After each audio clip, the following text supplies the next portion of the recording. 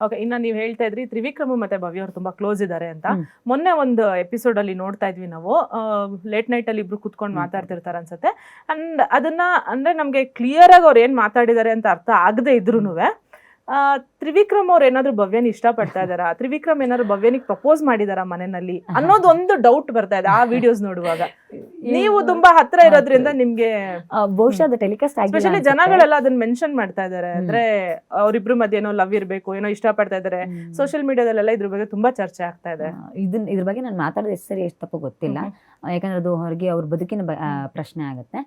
ಇದು ಟೆಲಿಕಾಸ್ಟ್ ಆಗಿರ್ಲಿಕ್ಕಿಲ್ಲ.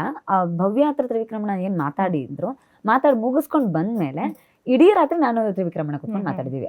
ನನಗೆ ನಾವು ಕೂತ್ ಮಾತಾಡೋಕೆ ಶುರು ಮಾಡಿದ್ರೆ ಇಡೀ ರಾತ್ರಿ ಮಾತಾಡ್ತೀವಿ.